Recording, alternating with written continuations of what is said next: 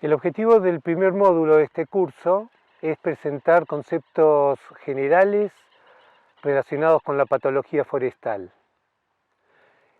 Por eso hemos venido a este lugar, que está en la localidad de Trevelin, en Patagonia, donde podemos observar una cortina de Cypres macrocarpa afectada con algo. Se trata de una defoliación y muerte de algunos ejemplares de Cypres macrocarpa que actúan como cortina. El propietario es el INTA y lo vamos a utilizar para explicar algunos conceptos, discutir algunas cuestiones que hacen al trabajo del patólogo forestal y que esperamos que ustedes puedan utilizar al momento que se los llame y que tengan que tomar una actitud profesional y tomar decisiones acerca de qué hacer. Cuando uno realiza una consulta asociada con la patología forestal, lleva toda una serie de elementos. Ante todo, una ropa abrigada para estar en el campo, de acuerdo al momento del año en que uno sale a trabajar. Siempre un buen calzado, abrigado. Hoy no llevo gorra porque no hace tanto frío, pero suelo tenerlo conmigo. Eso es parte de las herramientas que ahora vamos a pasar a ver con más detalle. ¿Qué herramientas llevo al campo para poder realizar un trabajo de diagnóstico de una enfermedad forestal? Ante todo tengo acá siempre conmigo una cartera que amo, con una cantidad de herramientas que algunas las he dispuesto acá. Estas herramientas son un par de guantes para poder manipular bien el material del árbol, un cuchillo y un hacha para hacer el examen del árbol en las partes afectadas y eventualmente para poder recolectar material biológico que voy a necesitar llevar al laboratorio. Junto con esto no me falta esta herramienta para cortar ramas, para hacer podas. En realidad la utilizo para recolectar ramas cuando en la eventualidad sea necesario, ramas en altura. Y para guardar los materiales siempre llevo conmigo bolsas de papel,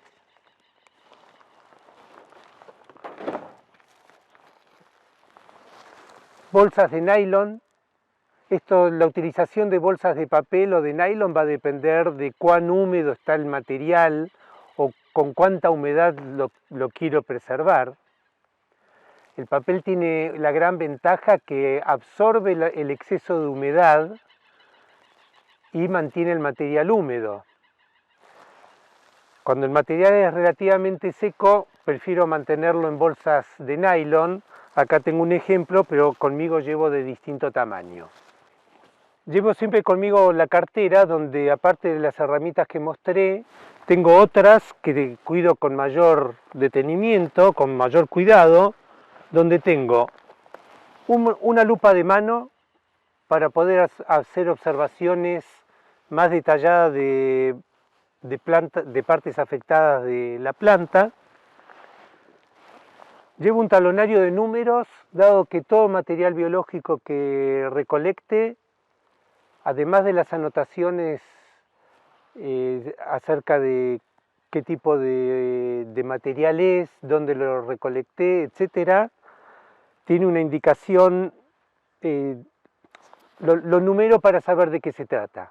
Este número me va a servir de referencia cuando eventualmente en el laboratorio trate de obtener cultivos o trate de obtener material del núcleo, de material nuclear, ADN. Entonces ya tengo un número de referencia que me va siempre a referir de dónde obtuve el material. Y por supuesto llevo mi colección de lápices, de lápiz y virome. A veces cuando cuando llueve es necesario escribir con lápiz, con la virome no sirve. Cuando salgo al campo nunca dejo de llevar una pala y un barreno de suelo, porque nunca olvido que algunas enfermedades no tienen una causa biológica, sino que surgen del efecto de condiciones abióticas. Al campo siempre llevo también mi teléfono, no por el uso diario, sino porque necesito una cámara que me sirve siempre para sacar fotografías de lo que estoy analizando u observando y me sirve de referencia.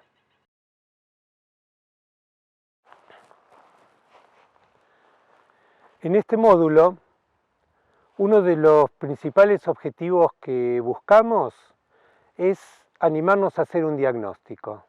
Diagnosticar significa poder establecer cuál es la enfermedad de una plantación, en este caso de una cortina forestal. Poder entender mediante las observaciones y el análisis cuál es la causa de la enfermedad.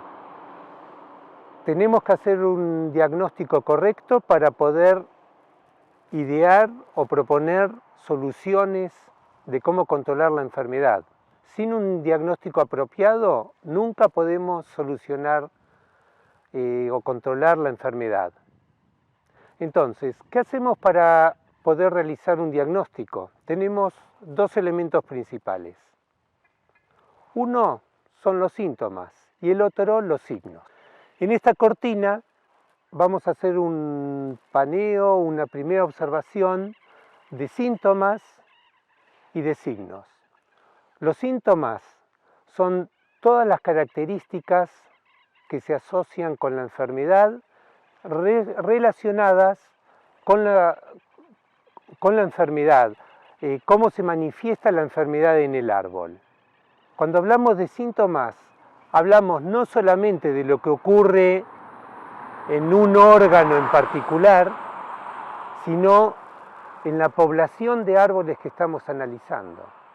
Por un lado observamos qué es lo que ocurre a nivel de un órgano, cómo ese defecto, esa enfermedad, esa anormalidad se distribuye en el árbol. Por ejemplo, si aparece en parte de la copa o en toda la copa, si aparece en forma uniforme o en forma no uniforme. Y a nivel de la población, o sea, del conjunto de individuos, hacemos una observación, un análisis de cómo se distribuye la enfermedad en los diferentes individuos. Entonces, vamos a empezar con los síntomas y luego vamos a pasar a buscar los signos.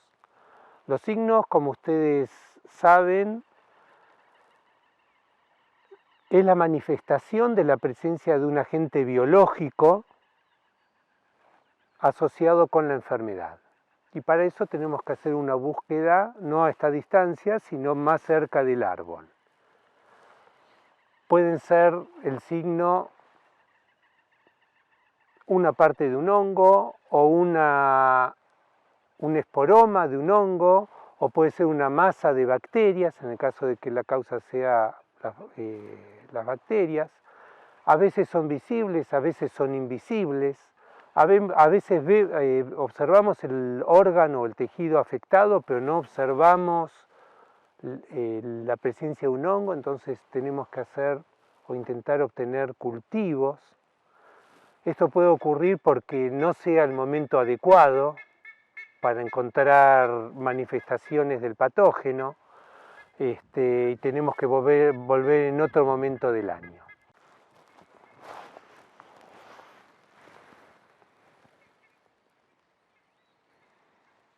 Se observan unas estructuras de forma globosa que corresponden al esporoma del patógeno, que se llama Seiridium cardinale. Si googleamos en internet van a aparecer numerosos artículos acerca de este patógeno que está presente en todas partes del mundo donde se cultiva el Ciprés macrocarpa. Este patógeno lo que hace es entrar por heridas de la corteza y crece sobre la albura. La mata, por eso la albura aparece acá expuesta, porque deja de crecer. No solamente eso, sino que este patógeno tiene la capacidad de matar el tejido cicatrizante. Por eso es un patógeno. Y debido a este ataque hacia el tejido cicatrizante, la herida siempre aparece expuesta y lo llamamos cancro. Y por eso lo llamamos una herida ulcerosa, o sea que nunca puede cerrar, y no puede cerrar por la presencia del patógeno. Si esta herida hubiera sido causada mecánicamente, por ejemplo por rozamiento entre las ramas, finalmente se va a cerrar. Cuando deja de aparecer el rozamiento, puede cerrar sin ningún problema, que no es este caso. Acá tenemos el ejemplo de una rama donde hay poco follaje y hay otra parte que está muerta y la vamos a inspeccionar.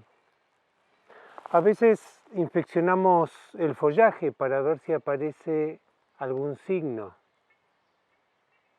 En este caso, en esta enfermedad, el desarrollo del amarillamiento y de la mortandad de las hojas está debida a la presencia de un patógeno que ocasiona cancros. Acá encontramos el tipo de síntoma característico típico de un cancro,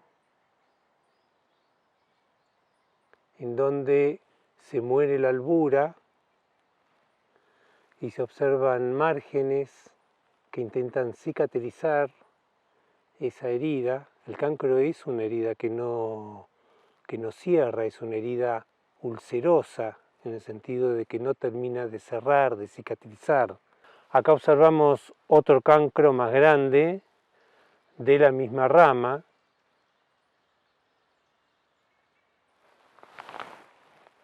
Y observamos cómo hay una sucesión de varios cancros. Acá aparentemente se va a cerrar, acá sí, y acá es el síntoma característico.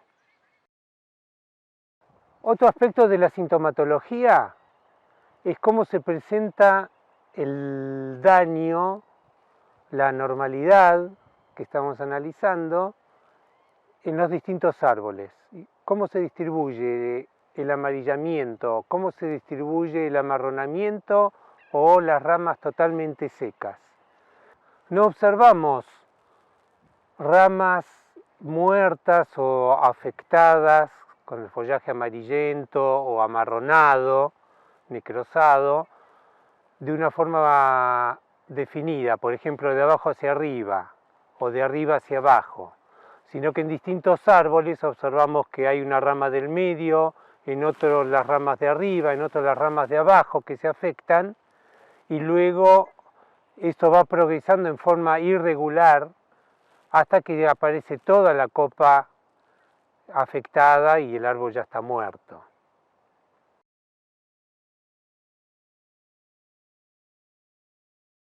Hemos visto los síntomas que presenta esta enfermedad,